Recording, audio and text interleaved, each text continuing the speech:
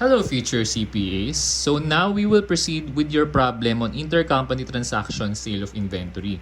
On our previous video, we have discussed how to compute or account for intercompany transaction sale of inventory as well as computing your consolidated cost of goods sold. So if you haven't watched that video yet, I suggest panoorin mo muna yun. Let's now proceed to our problem number 4. So, ang mga pinapa-compute sa atin is consolidated net income, pati na rin yung kung magkano raw yung attributable to parent shareholders or simply the controlling interest and attributable to NCI. Also, pinapa-compute sa atin yung consolidated sales and consolidated cost of goods sold. Let's now read the given. The following information is related to Company Plus, acquiring Company Subtract. On January 1, Company Plus acquired 80% of the outstanding shares of Company Subtract. During the date of acquisition, which is January 1, 2027, a certain equipment was overvalued by 300,000. So, the useful life is 10 years. Again, sa Conso FS, required tayo na dapat ang mga assets is nakastate at fair value. So, comparing it from the separate FS, since overvalued siya sa separate FS, babawasan natin yung valuation ng equipment sa Conso FS natin. So, minus yon. Kapag mas mababa ang naging valuation natin ng equipment sa Conso FS, mas magiging mababa din dapat yung depreciation. So, kung sa separate FS, mas mataas yung depreciation, babawasan natin yung depreciation. Kaya ang mangyayari, para bawasan yung depreciation, if we are to adjust it from the net income of the subsidiary, kailangan mag-add tayo para mawala yung effect ng depreciation. So, mag-add tayo sa net income. Okay, so magkano i-add natin? So, again, on our video on subsequent to date of acquisition, we already explained this formula. And ang mga over-under valuation sa fair value ng net assets or simply assets and liabilities of the subsidiary is ina-adjust natin from the net income of a subsidiary. So, ina-amortize din natin. So, ang pag-amortize natin is 300,000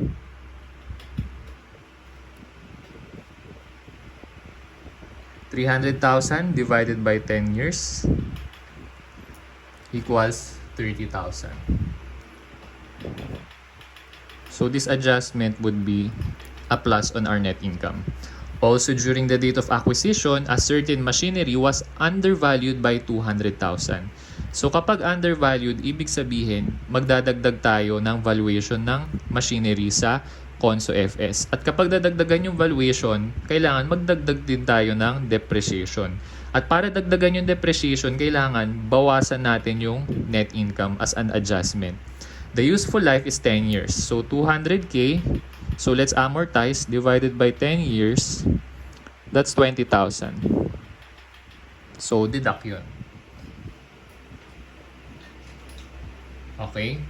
So, next, Company Plus and Company Subtract reporting the following data on 2028. So, ayan yung net income ni parent and subsidiary. So, 300, 200. Dividends declared, yan. Adjustment din natin later yan.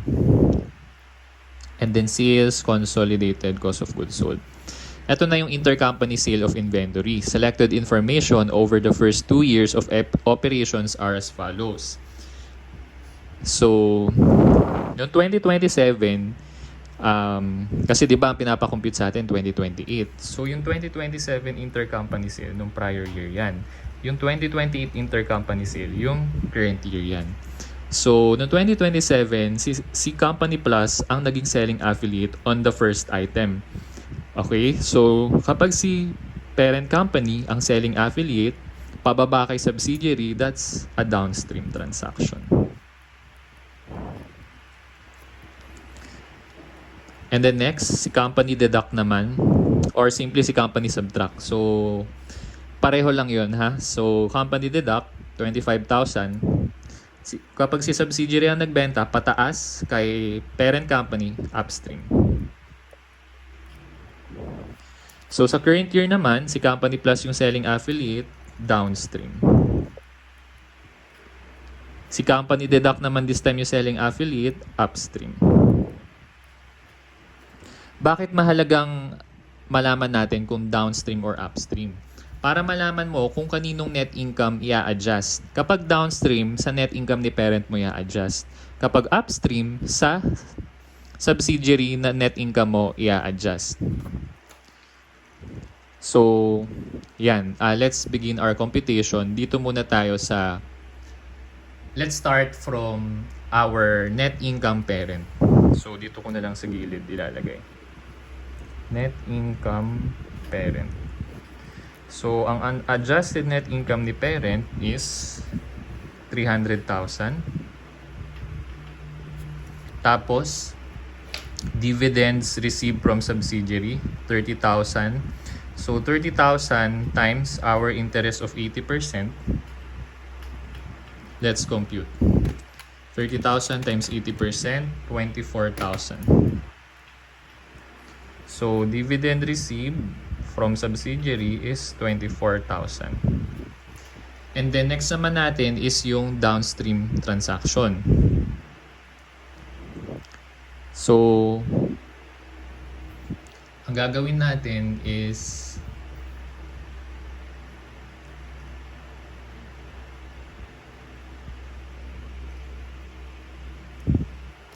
dito.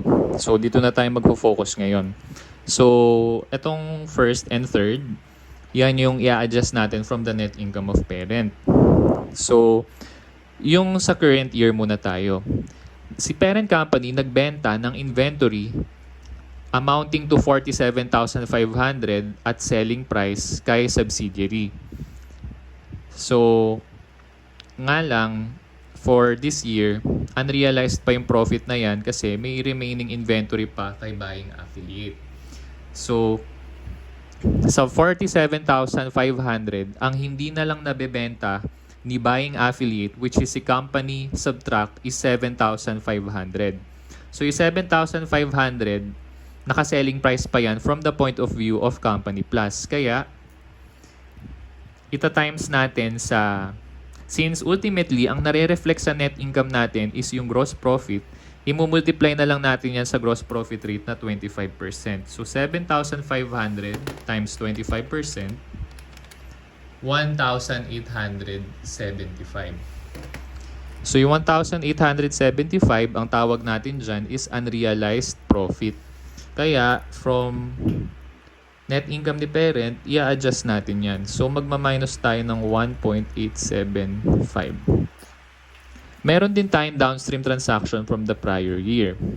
So, since ang remaining inventory niya ni buying affiliate from the prior year is 12,500, ito rin yung beginning inventory ni buying affiliate for 2028.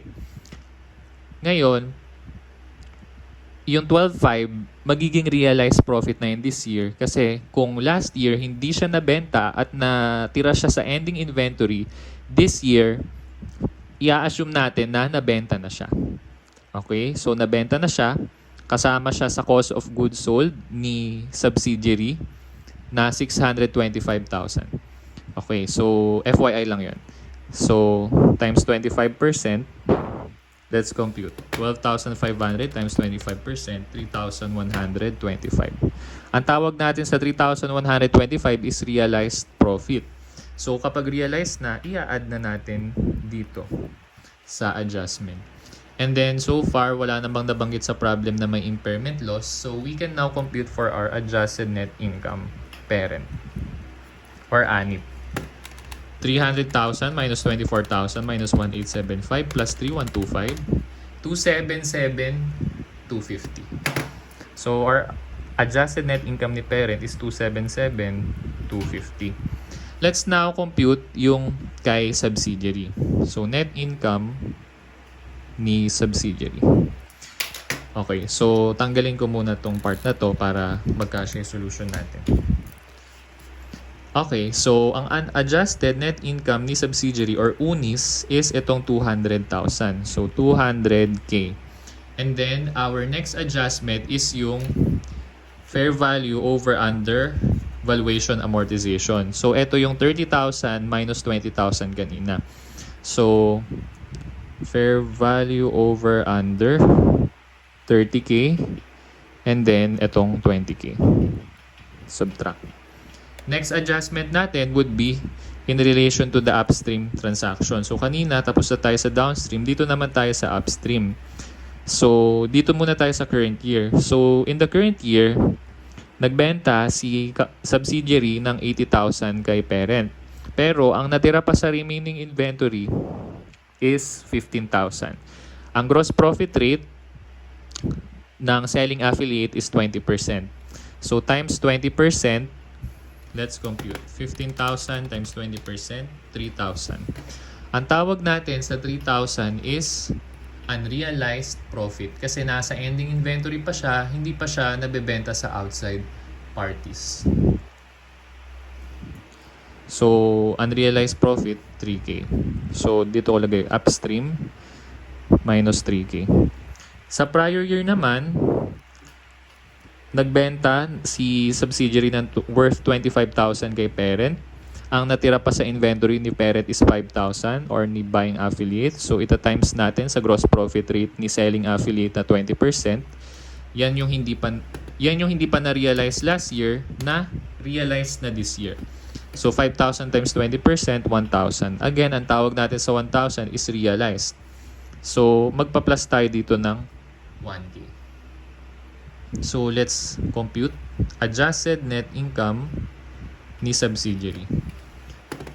200,000 plus 30,000 minus 20,000 minus 3,000 plus 1,000.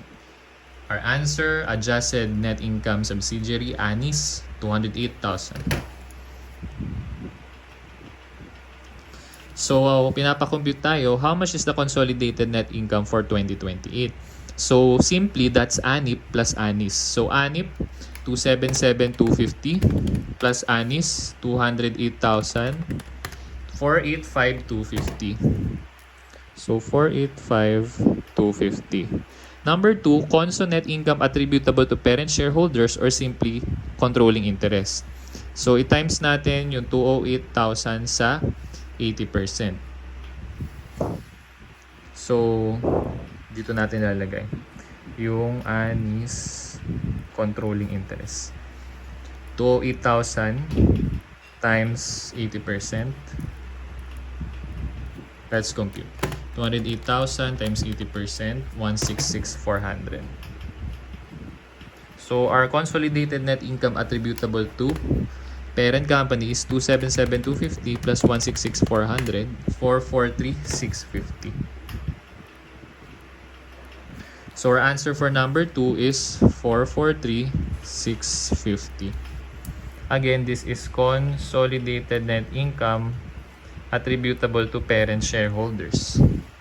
Next, number 3, consolidated net income for 2028 attributable to NCI. So simply, that's ANIS times non-controlling interest. So if your controlling interest is 80%, it follows that your non-controlling interest is 20%. So 208,000 times 20%. 208,000 times 20%, 41600. So our answer for number 3, consolidated net income attributable to NCI is 41,600. Next naman natin, number 4 is consolidated sales revenue on 2028. Sa consolidated sales revenue, ang titignan lang natin is yung sales on the current year, which is 2028. So, 1,250,000 plus 750,000. And then, ima-minus natin yung mga nangyari na sales or ni-record na intercompany sales sa downstream and upstream in the current year. So, kapag consolidated sales, kahit pa nagkaroon ng intercompany sales ng prior year, hindi na natin papakailaman yan. So, current year lang yung titignan natin.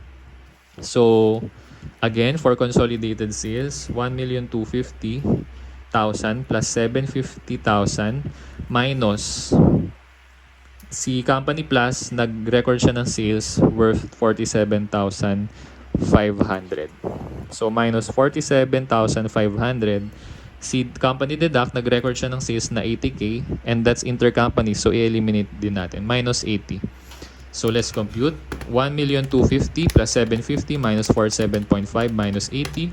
1,872,500. So our consolidated cost of goods sold, consolidated sales revenue is 1,872,500. And lastly, pinapakompute sa atin yung consolidated cost of goods sold on 2028. So, sabi dito, ang cost of goods sold natin for company plus is 1 million. For company subtract, it's 625,000. So, dun sa formula na diniscuss natin on our previous video, to compute for your consolidated cost of goods sold, ang formula natin is income statement CGS parent plus income statement CGS subsidiary. So, let's try to use this formula to compute for our consolidated cost of goods sold on 2028. So, i-erase ko lang to.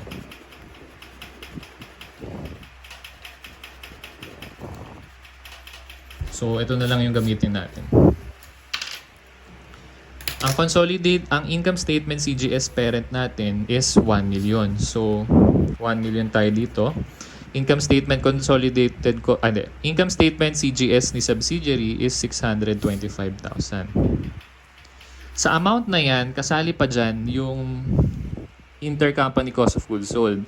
Hindi lahat ng intercompany cost of goods sold is nagiging valid by the end of the year dahil sa buying affiliate may natitira pa sa kanilang ending inventory. Kapag hindi pa yung nabenta sa outside parties, invalid yung CGS.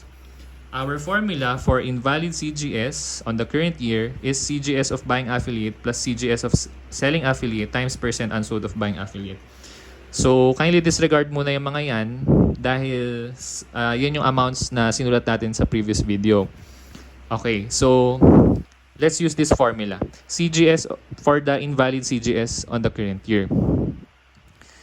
Okay, so CGS of buying affiliate due to the intercompany transaction.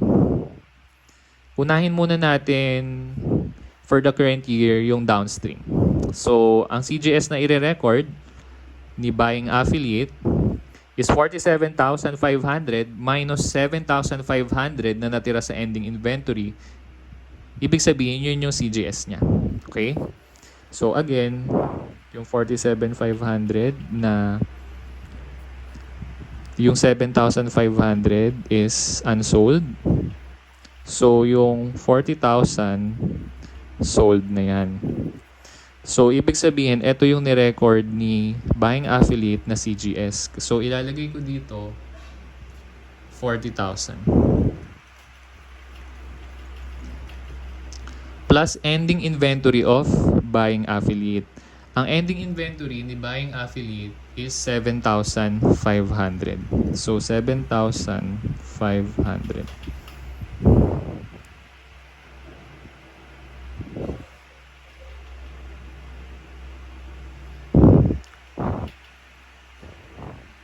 So again, etong 40,000, in-eliminate natin kasi si subsidiary, nag-record pa siya ng 40,000.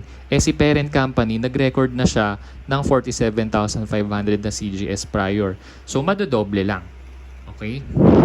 So, kaya pinag-add natin. Tapos, that's for the downstream pa lang. For the upstream, ang invalid CGS natin is, ang natira sa inventory, 80,000 minus 15, CGS of buying affiliate. Ang buying affiliate natin, pag upstream, is si parent company. So, 80,000. Tapos, ang remaining inventory is 15,000. So, pag pinag-minus, makukuha natin yung sold. So, ayan. Or CGS, di buying affiliate. So, 80,000 minus 15,000. 80,000 minus 15,000, 65,000. So, 65,000 tayo dito. I-plus natin yung remaining inventory ni buying affiliate, which is 15,000.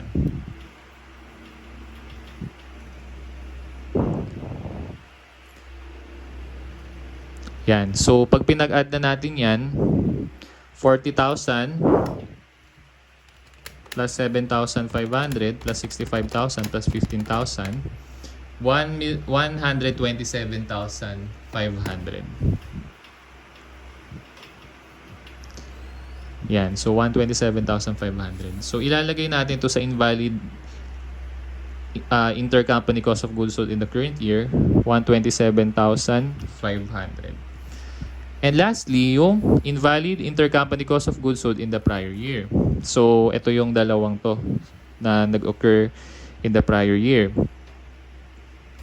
So, basically, ang mangyayari dito is itong ending inventory, ita-times natin sa gross profit rate. Yun na yung ating i-eliminate for the current year. Okay, so let's try. Dito na lang. So, 12.5. Naka-selling price yan from the point of view of the selling affiliate. So, i-times natin sa gross profit rate. Kasi yung gross profit rate or gross profit, it represents the excess amount of, so 3,125. Next naman is 5,000 times 20%. Let's compute. 5,000 times 20%, 1,000.